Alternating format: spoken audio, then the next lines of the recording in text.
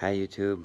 Um, Today we're talking about essential linguistics again, David and Yvonne Freeman.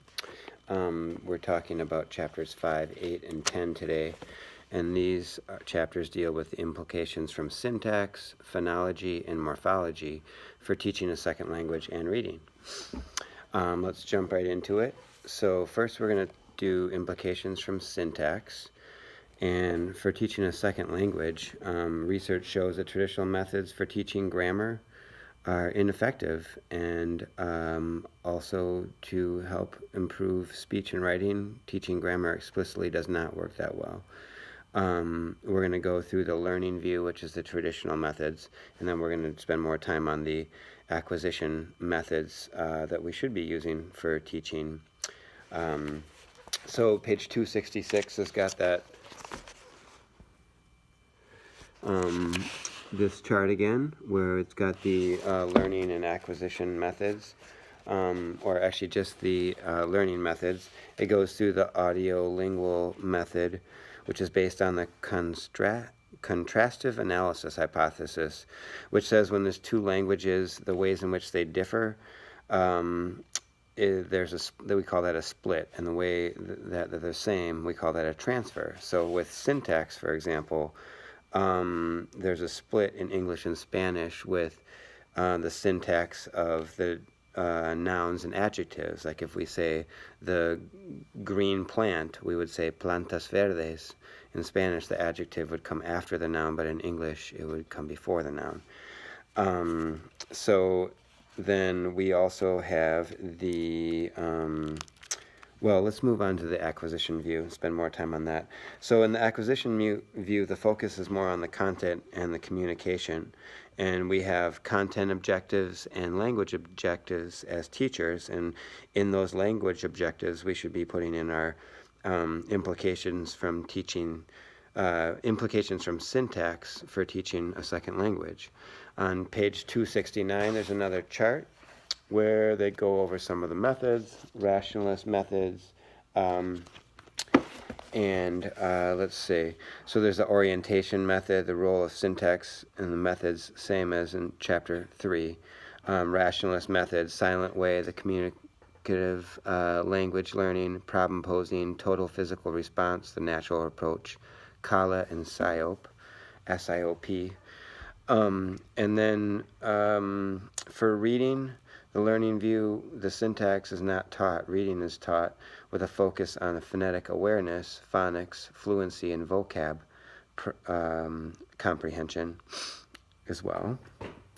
With the acquisition view, the syntax is one of 3 cueing systems that students learn subconsciously, and they learn how to, the order of sentences, where words go in relation to each other, by reading and then learning how those systems work.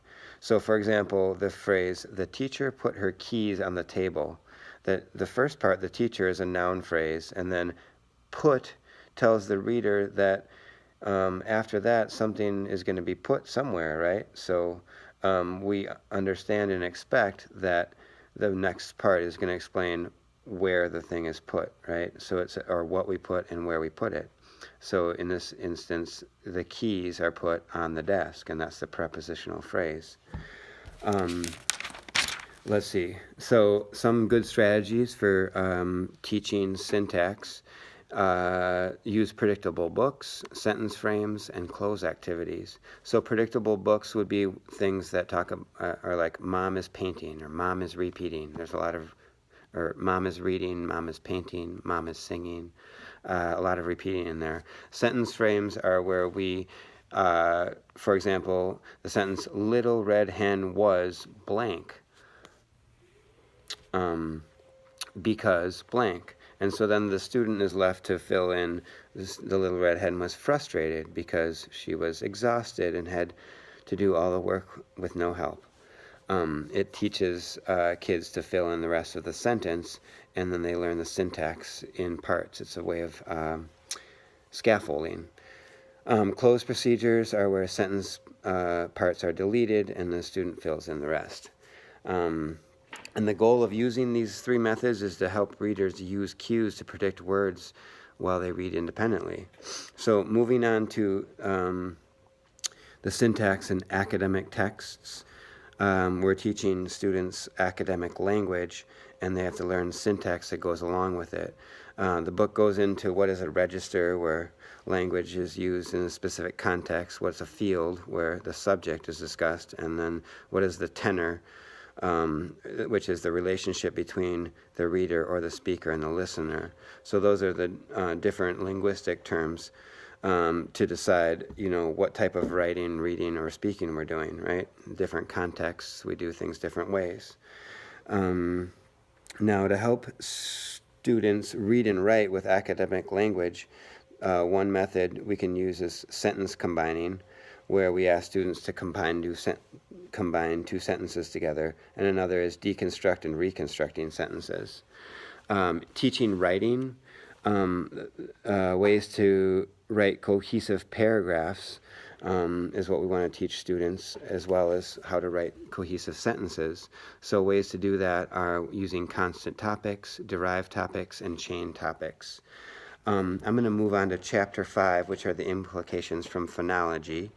And again, they go through the learning view and the acquisition view. On page 120, there's a chart going through the learning view. I'm going to skip through that because those are the traditional methods. I want to spend more time on the acquisition view. Now, with phonology, we're under the issue of there are different sounds in the English and Spanish language, or different languages entirely have different sounds, right? For example, in Spanish, they don't have the ch or the sh. The ch and the sh, the ch and the sh sound the same, right? So the word t-shirt, and teacher sound the same. So we run into those challenges. With the acquisition view on page 125, there's a chart that goes through the silent way, problem solving, kala, sayop, all different methods. You can look more into the chart there if you want to learn more. There's also the language transfer issues by Freeman, which is a publication that talks about which issues Spanish speakers are going to have with English, and it goes through 9 different languages, actually. Now, teaching reading from the learning view, you're teaching phonics explicitly, but we run into problems there. The Clymer study shows that some of the phonics rhymes and lessons we teach kids are only true about half of the time or less. So, for example, where 2 vowels go a-walking, the first one does the talking, that's true less than half of the time. Other studies have shown the limitations of just teaching phonetics and phonology explicitly. So we tend to more go towards the acquisition views. We use songs, poems, alphabets, and books, and teachers are going to have students learn phonology through studying the content. They're going to learn subconscious graphophonics cueing systems, where they're able to acquire these by reading meaningful texts. Now, moving on to teaching writing, knowledge of phonetics and language are learned as a student produces meaningful writing. And with the acquisition view, we're talking about the writer's workshop and the gradual release of responsibility to the student from the teacher. Moving on to Chapter 8, as we have to move quickly here, we're talking about implications from morphology on teaching a second language. Let's see, the learning view again, we've got a figure 8.2 on page 211, where you can look up a lot of the different learning views there, drills, where morphology or the words, study of words and word parts is taught, right? We have all sorts of methods we can look up on that chart. Moving towards the acquisition view, students learn as you do meaningful reading. So we teach them strategies to learn new words. One is to look for word parts for the meaning, for example.